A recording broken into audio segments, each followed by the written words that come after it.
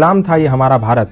उस समय अमेरिका से एक मिशनरी को भेजा गया, उसको भेजा गया कि जाओ भारत और जाकर के भारत को ईसाई राष्ट्र बनाओ। और वो 21-22 साल का नौजवान था जिसका नाम था सैमुअल इवान स्टॉक। ईसाई राष्ट्र का मिशन देकर के उसको भेजा गया। वो भारत आया, भारत में शिमला गया, वहां पर उसने एक तरफ से लोगों को ईसाई बनाना प्रारंभ कर दिया। जब धीरे धीरे काम चलने लगा तो अचानक से हिमाचल में प्लेग की बीमारी फैल गई। जैसे आज कोरोना की बीमारी फैल गई, ठीक उसी प्रकार प्लेग की बीमारी भी छुआछूत की बीमारी थी। लोग अपने परिजनों को छोड़ छोड़ करके भागने लगे। जैसे घर में किसी को प्लेग हो गया तो घर में छोड़ करके चले गए। तो ऐसे ही जब देखा सैमुअल इवान स्टॉक ने कि जब ऐसी परिस्थिति पैदा हो गई कि लोग अपने परिजनों को छोड़ छोड़ करके भागने लगे, उस समय वहां पर एक समाज सेवी थे जिनका नाम था पंडित रुलियाराम। वो पंडित रुलियाराम निस्वार्थ भाव से ऐसे लावारिस पड़े लोगों की सेवा कर रहे थे। तो सैमुअल इवान स्टॉक ने देखा कि पंडित रुलियाराम एक खाट के पास हैं जहां पर एक वृद्ध आदमी को लेटा हुआ है और वो प्लेग के मारे तड़प रहा है और उसके गले में एक गिल्टी हो गई है जिसके मारे उसको तड़पन हो रही है।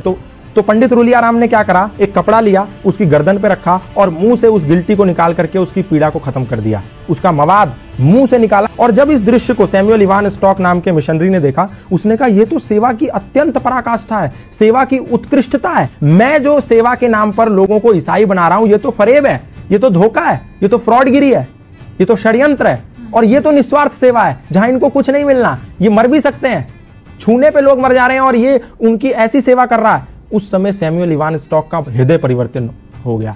तो उनने पंडित रुलियाराम से कहा, सैमुअल इवान स्टॉक ने, कि ये क्या सिद्धांत है, कौन से ऐसे सिद्धांत हैं जिसके चलते आपके अंदर इतनी तन्मयता, इतनी तल्लीनता है लोगों की समाज की सेवा के प्रति। तो पंडित रुलियाराम ने कहा, ये सनातन धर्म के सार्वभौमिक सिद्धांत हैं जो हमें मानवतावाद का उपदेश देते हैं और मैं वही कर रहा हूं। संगच्छध्वम संवदध्वम संवो मनांसि जानताम सर्वे भवन्तु सुखिना सर्वे संतु निरामया के सिद्धांतों को पालन कर रहा हूं। तो सैमुअल इवान स्टॉक ने कहा, मैं भी ये सनातन धर्म के सिद्धांत जानना चाहता हूं।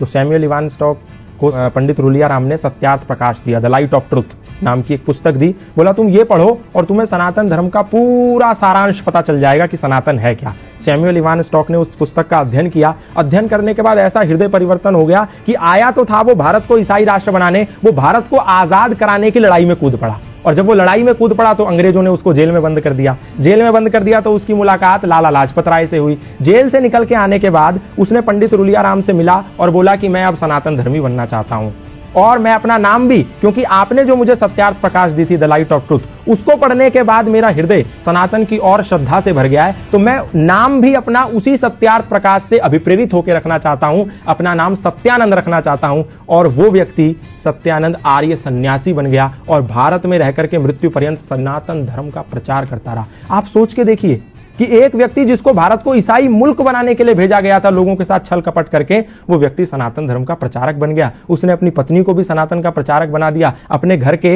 एक कोने में यज्ञशाला खोल दी। आज भी हिमाचल प्रदेश में जाएंगे तो वो यज्ञशाला विद्यमान है। वहां उपनिषदों के मंत्र उकेरे हुए हैं उस यज्ञशाला में। उसके घर में आज भी वो भगवत गीता के श्लोक लिखे हुए हैं। तो ये प्रमाण है कि सनातन को कभी, ना उस समय, ना आज, ना आने वाले समय में कभी भी लोगों पर थोपा नहीं गया। ना तो तलवार के जोर पे, ना भय और लालच और षड्यंत्र के जोर पे। सनातन से लोग आए और प्रभावित हो गए। फादर कैमिल बुल के ईसाई मिशनरी थे, आए, रामायण से प्रभावित हो गए, सनातन धर्म का प्रचार करने लगे। बाहर से लूसी गेस्ट आई, सनातन धर्म से प्रभावित हो गई, भारत में गुरुकुल खोल दिया।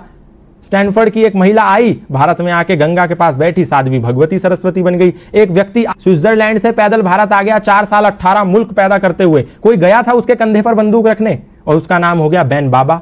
ऐसे बहुत सारे उदाहरण है, मैं बताऊंगा तो समय कम पड़ जाएगा। सनातन को कभी भी किसी पर थोपा नहीं गया। लोग आए, खुद बन गए। मौलाना महबूब अली खुद पंडित महेंद्र पाल आर्य बन गए। खूब सारे मौलाना, मतलब इमाम मस्जिद के, खुद सनातन धर्मी बन गए। हमने किसी को जोर नहीं दिया, किसी को जबरदस्ती नहीं करी, लोग आए और बन गए। तो इसमें हमारी क्या गलती है?